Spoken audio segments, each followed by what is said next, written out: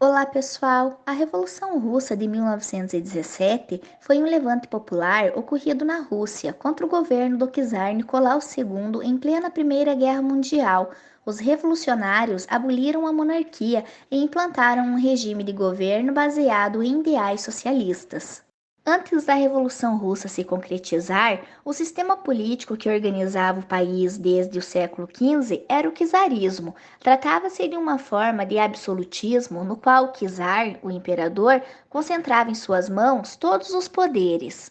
Ao czar estavam submetidas todas as classes sociais, desde os servos até a nobreza, e a Igreja Ortodoxa. Esses dois últimos grupos eram considerados mais livres que os servos, mas mesmo assim tinham suas liberdades controladas pelo império. A polícia política vigiava e controlava a educação e os tribunais. No país também não existia liberdade de imprensa. Já os camponeses viviam em extrema miséria e ainda pagavam altos impostos para manter o sistema czarista. Na Rússia, durante o século XIX, a falta de liberdade era quase absoluta no meio rural. Os camponeses viviam submetidos à nobreza latifundiária, classe social teoricamente livre, porém que vivia subjugada pelo czar. No campo reinava uma forte tensão social com a permanência de um sistema de produção feudal que retardava a modernidade do país. Ainda no século XIX, a Rússia, juntamente com o Reino Unido, Alemanha, França e Áustria, era um dos principais países da Europa. Contudo, os russos ficaram para trás na Revolução Industrial e viram seus vizinhos se modernizarem e investirem na indústria. Enquanto isso, a Rússia continuava tendo uma economia agrícola. O Império Russo era conhecido como o gigante dos pés de barro, uma vez que estava submetido ao sistema feudalista, onde os senhores feudais não tinham interesse em modernizar as plantações ou investir em indústrias.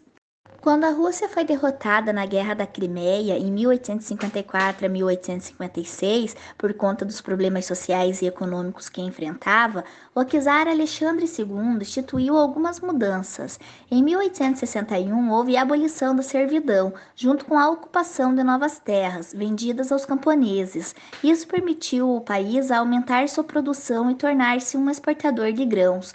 Com as medidas, também houve um crescimento populacional que acabou aprofundando os problemas sociais na Rússia. Com mais pessoas morando no país, o desemprego cresceu e a produção agrícola insuficiente para alimentar a população gerou fome e revoltas.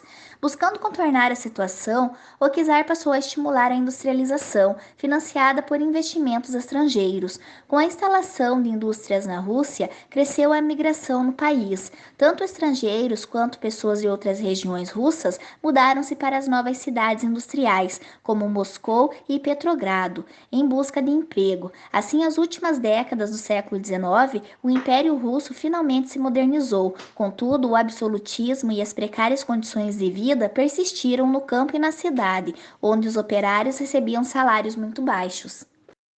O governo do czar Nicolau II, de 1894 a 1917, acelerou o processo de industrialização na Rússia, aliada ao capital estrangeiro.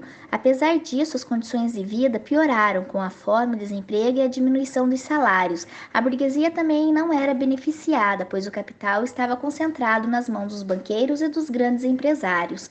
A oposição do governo crescia e os partidos perseguidos iam para a clandestinidade, como o Partido Social Democrata. Seus líderes, Plekhanov e Lenin, tinham que viver fora da Rússia para fugir das perseguições políticas.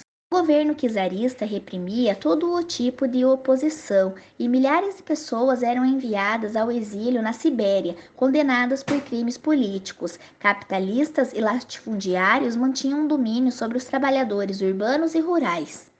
Como a industrialização foi feita com capital inglês e francês, majoritariamente naquele momento a Rússia não viu surgir uma burguesia local que pudesse alterar a dinâmica política do país. Em contrapartida, os operários, que ainda formavam um grupo pequeno, passaram a se organizar cada vez mais. Os operários que recebiam influência de ideias vindas da Europa Ocidental mantinham contato com os camponeses, que formaram grupos de oposição ao czarismo. As divergências ideológicas dentro do partido fizeram surgir dois grupos essenciais na Revolução Russa, os mencheviques e os bolcheviques.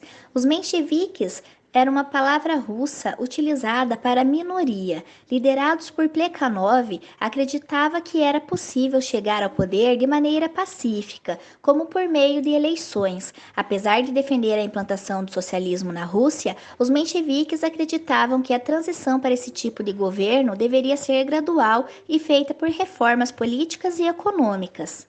Já os bolcheviques, a maioria, eram liderados por Lenin e defendiam a necessidade de uma revolução armada para tirar o czar do poder. Os bolcheviques também pretendiam instalar o socialismo no país, mas de maneira imediata. Então, pessoal, esses foram os antecedentes da Revolução Russa. Nos próximos vídeos, nós vamos ver as fases e o estopim da Revolução com o Domingo Sangrento. Bons estudos, aguardo vocês. Até a próxima!